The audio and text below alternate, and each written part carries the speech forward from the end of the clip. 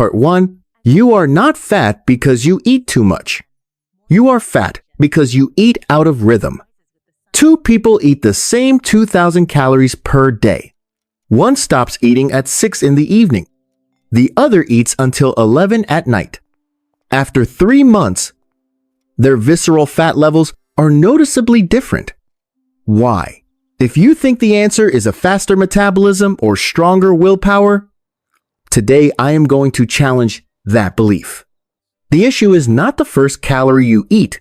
It is the timing of when you deliver energy into your body. Your body does not operate according to the clock on the wall. It operates according to an internal biological clock, a circadian rhythm system that regulates insulin, cortisol, leptin, and melatonin. During the day, you are designed to process energy. At night, you are designed to repair and recover. Yet most of us eat according to social schedules, not biological ones. In the morning, cortisol naturally rises to help you mobilize energy. Insulin sensitivity is higher. Your body handles glucose more efficiently. In the evening, melatonin begins to rise. Insulin sensitivity decreases. Glucose tolerance becomes weaker. And still, we eat as if our bodies are in the middle of the day. You do not gain fat because you are weak. You gain fat because you are sending energy into the system at a time when the metabolic switch is preparing to shut down. Think of it simply: if you pour gasoline into a car that is about to turn off, that fuel is more likely to be stored than immediately burned. That is exactly what happens with visceral fat.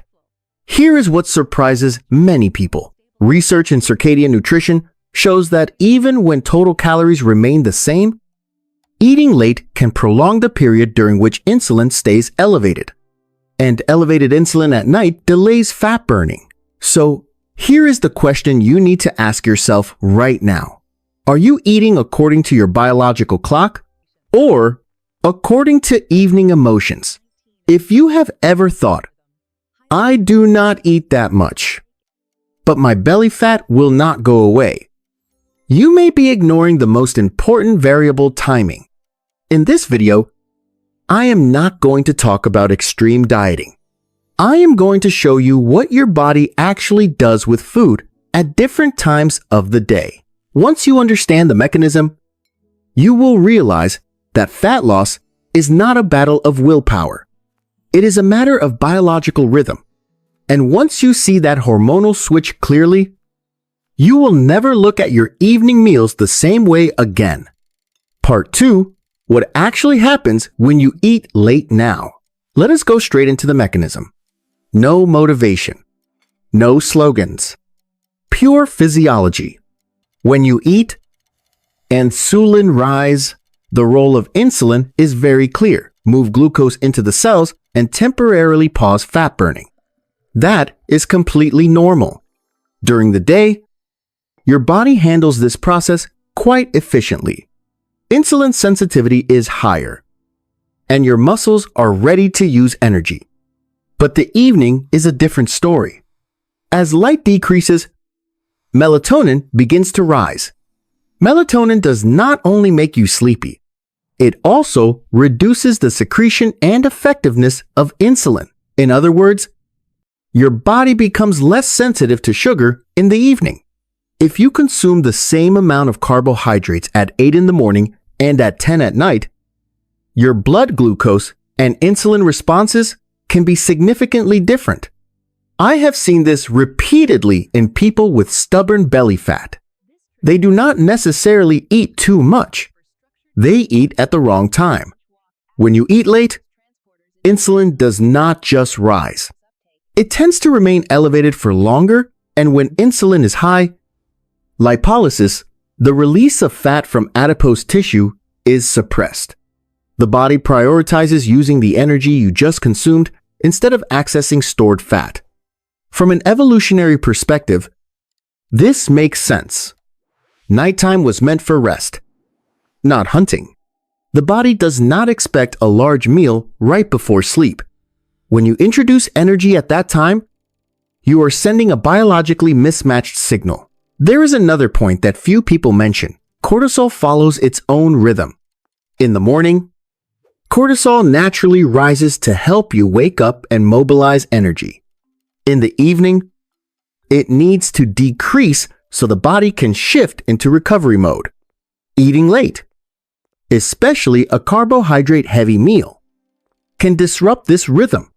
Deep sleep is affected, and poor sleep reduces insulin sensitivity the next day. The cycle begins. The problem is not one single late-night meal. The problem is the repeated pattern. Every evening you eat late. Insulin stays elevated for a few extra hours. The nighttime fat-burning window becomes narrower. Over weeks, the body adapts by prioritizing storage rather than mobilization. This is why I always say visceral fat is not just a calorie issue. It is a hormone signaling issue repeated at the wrong time. You can train hard. You can control portions, but if every night you send the signal energy is arriving at the moment your body wants to power down, you are working against yourself. In the next section, I will show you what happens when you reverse that signal when you give your body a true overnight period without food. And you will understand why simply changing your eating window can alter the trajectory of belly fat. Part 3. When you stop eating early. What mode does your body switch into? Now imagine a different scenario. You finish your last meal at 6 in the evening. No snacks. No, just a little something. Only water or non-caloric tea. What actually happens inside your body from 7 in the evening until the next morning, about 2 to 3 hours after your final meal? Insulin begins to decline. Once insulin drops low enough, a biological switch turns on lipolysis, the process of releasing fatty acids from adipose tissue into the bloodstream to be used as fuel. Your body does not burn fat because you are determined. It burns fat because the hormonal environment allows it. Without additional glucose coming in from food, the liver starts using stored glycogen. After several more hours, as glycogen levels gradually decrease, the body is forced to increase its reliance on fat as a fuel source. This is normal human metabolism, not a biohacking trick. What makes this even more interesting is that nighttime is already designed for repair. Growth hormone rises. Insulin drops. Cellular recovery mechanisms become more active. If you do not introduce new energy during this period, you are simply allowing the biological system to do what it was built to do. Many people think fasting for 12 to 14 hours is extreme. In reality, this used to be the natural human pattern before the era of constant snacking. A sufficiently long overnight fasting window gives insulin time to fully return to baseline, and low insulin is a prerequisite for mobilizing stored fat. Here is the important point.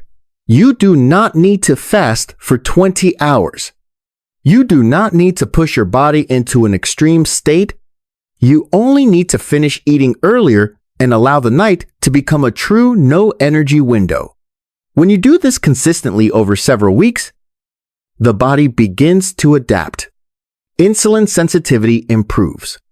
Blood glucose fluctuations become more stable. Baseline inflammatory signaling decreases. And adipose tissue, especially visceral fat, is no longer as protected as before. I have observed one very consistent pattern. People who stop eating early often do not experience intense evening hunger after the first few days. Their hormonal rhythm stabilizes. Evening cravings, largely driven by habit and dopamine signaling, gradually fade. What you are doing is not forcing the body to lose fat. You are removing biological noise. During the day, you eat and use energy. At night, you do not eat and mobilize energy. Simple, but the physiology behind it is powerful. In the final section, I will explain the conditions required for this strategy to truly work, because if you ignore sleep, stress, or total energy intake, you can follow the correct eating window and still fail to see the results you expect. Part 4. The uncomfortable truth.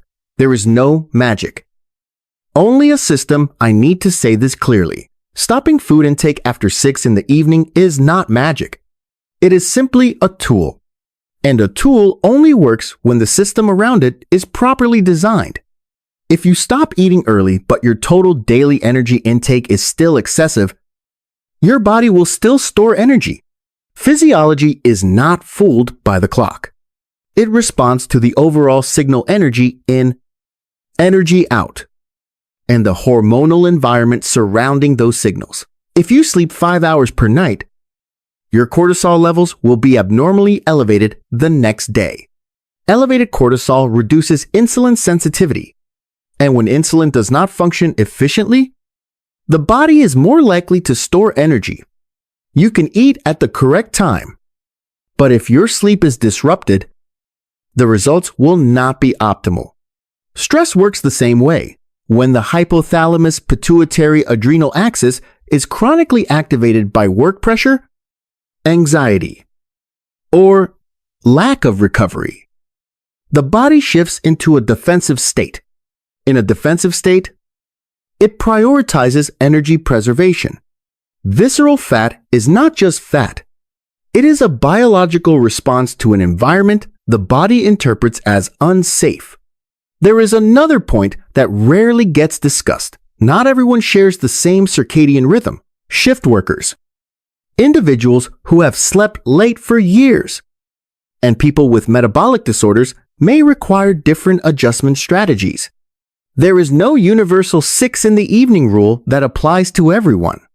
The most important thing I want you to understand is this. Fat loss is not a battle of willpower. It is a redesign of your hormonal environment. You align your eating window with your biological rhythm.